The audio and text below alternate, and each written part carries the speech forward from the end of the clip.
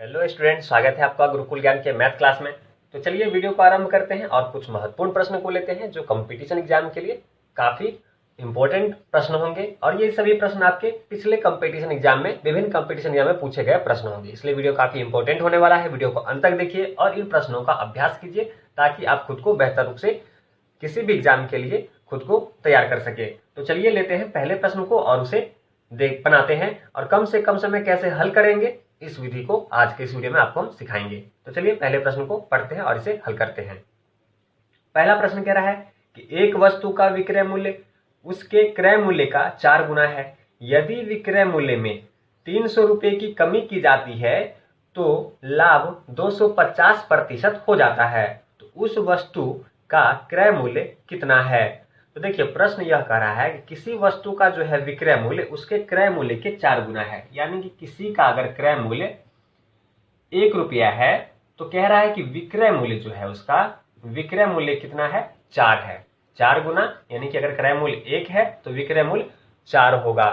प्रश्न हमसे यह कह रहा है। आगे प्रश्न कह रहा है कि यदि विक्रय मूल्य में 300 रुपए की कमी की जाती है तो लाभ 250% हो जाता है। आगे प्रश्न कह रहा है, मान लीजिए अगर हमने इसे x मान लिया तो कह रहा है कि यह कितना है? 4x है। यही कहने का मतलब हुआ ना, 4 गुना कैसे हो गया? अगर 1 है तो 4 है, यानी कि अगर x मानेंगे यानी कि 4x है। सिंपल। आगे प्रश्न कंडीशन में यह कह रहा है कि अगर 4x नए विक्रय मूल्य में से 300 रुपये घटा दे, 300 रुपये घटा देते हैं तो क्या होता है? 250% का क्या होता है? उसे लाभ होता है। और लाभ किस पे होता है? क्रय मूल्य पे। तो क्रय मूल्य हमारा है x, x पर हमें 250% का क्या होगा? 250% का क्या होगा? लाभ होगा। लेकिन ध्यान यह दीजिएगा कि 250% का लाभ कब होगा? जब विक्रय क्रय मूल्य पर, तो क्रय मूल्य अपने आप में 100 होता है, यानी कि 350% उसे कुल क्या होगा? 350% क्या होगा? उस वस्तु का प्राइस हो जाएगा, कॉस्ट हो जाएगा। तो 350% को लिख सकते हैं 350/100। तो चलिए हमने इसे 100 कर लिया। अगर हम इसे हल करेंगे तो देखिए 0 से 0 चला गया, 5 दूनी 10 हो गया, 5 सत्ते 35 हो गया, यानी कि 7x/2 होगा। ये 2 इधर जाएगा तो क्या होगा? 4x और 300 से गुना होगा तो यह क्या हो जाएगा? हमारा 8x हो जाएगा और ये हमारा 600 हो जाएगा और इधर हमारा क्या बचेगा? 7x बचेगा। इस इक्वेशन को हल करेंगे तो x 7x हमारा इधर आएगा, 7x हमारा इधर आएगा, तो 8 में से 7x गया तो क्या बचेगा? सिर्फ x बचेगा। सिर्फ क्या बचेगा? x बचेगा। तो चलिए इसे हल कर लेते हैं। 7x को इधर लाएंगे तो 8x में से माइनस होगा 7x, तो क्या बचेगा? x बचेगा।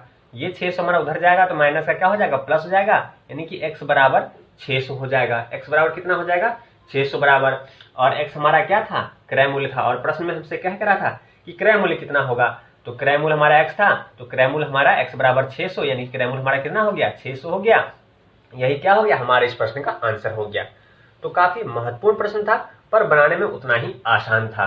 और यह जो प्रश्न है आपका एसएससी एमटीएस 11 जुलाई 2022 को फर्स्ट शिफ्ट में पूछा गया, सेकेंड शिफ्ट में पूछा गया प्रश्न है, इसलिए काफी इंपॉर्टेंट हो जाता है। एग्जाम में इसी तरह के प्रश्न आपके सामने आएंगे, इसलिए इस तरह के प्रश्नों का अभ्यास अवश्य कीजिए।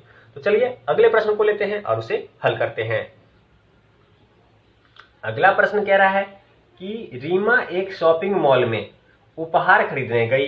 उसने देखा कि दुकान में 50% और 30% की क्रमागत छूटें, यानी कि लगातार 2 छूटें मिल रही हैं। उसने वहां से एक उपहार का चयन किया जिसका जो मूल्य है वह है 1700 रुपया। उपहार खरीदने के लिए कितना भुगतान करना पड़ा? तो देखिए प्रश्न में दिया क्या गया है? हमें उस वस्तु का क्रय मूल्य दे दिया गया है, उस वस्तु का एमआरपी दे दिया गया है। ठीक है, एमआरपी कितना है? 1700 रुपया। तो चलिए सबसे पहले लिख लेते हैं 1700 रुपया। ये वस्तु जो उसने वो खरीदेगी उसका एमआरपी क्या है? 1700 है। पर इस पे 2 क्रमागत छूटें भी मिल रही हैं, 50% की और 30% की। 50% का छूट देने का मतलब है 100 में 50 कम, यानी कि वह वस्तु 50% का रह गया। 50% को लिख सकते हैं 50/100।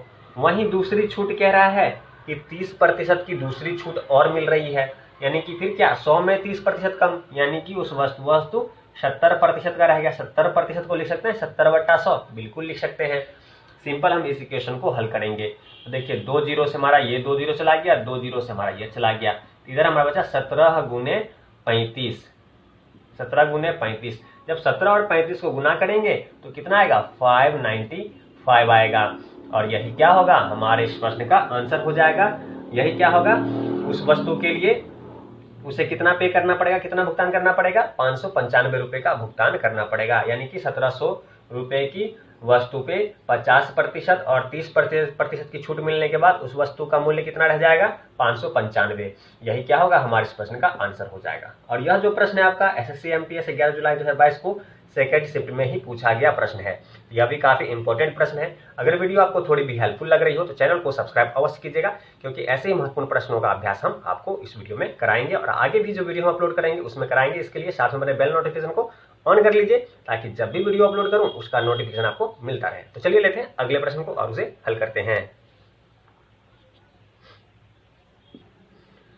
तो चलिए अगले प्रश्न को पढ़ते हैं और इसे हल करते हैं। अगला प्रश्न कह रहा है कि यदि 20 पुरुष प्रतिदिन 5 घंटे काम करते हुए एक काम को 18 दिनों में पूरा कर सकते हैं, तो 25 पुरुष प्रतिदिन 6 घंटे काम करते हुए उसी काम को कितने दिनों में पूरा कर सकते हैं। और यह जो प्रश्न है आपका, ये भी एसएससी एमटीएस का है, 11 जुलाई 2022 को सेकेंड शिफ्ट में पूछा गया प्रश्न है। तो देखते हैं इसे कैसे हल करेंगे आसान तरीके से। तो देखिए प्रश्न में क्या कह रहा है कि 20 पुरुष, कितना कह रहा है, 20 पुरुष कितने दिनों में, कितने घंटों में, 5 घंटों में, कितने दिनों में काम करता है, 18 दिन में काम पूरा कर लेता है।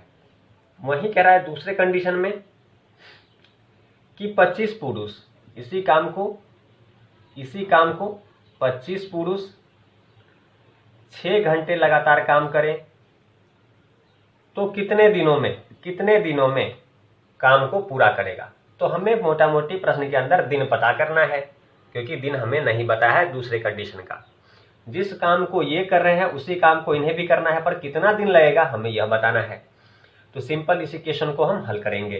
तो देखिए 5 से अगर हम काटे, 5 चौका 20, 25, 5 से ये 5 चला गया, ठीक है, 6 से ये चला गया, 6 त्रिक 18, तो हमारा डी बराबर क्या बचा, 3 चौका 12, यानी कि 12 दिन लगेंगे। 25 पुरुष को 6 घंटे लगातार काम करेंगे तो 12 दिन लगेंगे उस काम को खत्म करने में। तो 12 दिन ही हमें दिन ही पूछ रहा था, तो दिन हमारा इस प्रश्न का क्या हो जाएगा, आंसर हो जाएगा। तो काफी आसान तरीके से इस तरह के प्रश्नों को मैं आपको हल करना सिखा रहा हूं। उम्मीद है आप इसे सीख भी रहे होंगे। और जितने भी प्रश्न मैं आपको करा रहा हूं उस सभी प्रश्नों को अपने नोटबुक में लिखिए और उसका वीडियो देखने के बाद उन प्रश्नों को पुनः खुद ही बिना वीडियो की सहायता से हल करने का प्रयास कीजिए, ताकि आप खुद को और बेहतर रूप से तैयार कर सकें इस तरह के प्रश्न को हल करने के लिए। तो चलिए लेते हैं अगले महत्वपूर्ण प्रश्न को और उसे हल करते हैं। अगला प्रश्न कह रहा है कि एक वर्ग का परिमाप 36 सेंटीमीटर है, इस वर्ग की प्रत्येक भुजा की लंबाई कितनी है, यह प्रश्न हमसे पूछ रहा है। तो देखिए सबसे पहले तो जान लीजिए कि वर्ग क्या होता है। तो आप सभी को पता ही होगा, और जिन्हें नहीं पता है वो देख लीजिए। वर्ग ऐसी जिसका चारों भुजा बराबर हो, ये वर्ग हो गया, ठीक है, ये वर्ग हो गया। बात करें परिमाप की, अगर हम परिमाप की, तो परिमाप क्या होगा इसमें, परिमाप क्या होगा, अगर मान लीजिए हम इस बिंदु से चलना आरंभ करें और इसके चारों साइड इस प्रकार से घूमते हुए फिर उसी बिंदु पर आके मिले, तो इस स्थिति को क्या बोलते हैं, परिमाप बोलते हैं। इसे क्या बोलते हैं, परिमाप।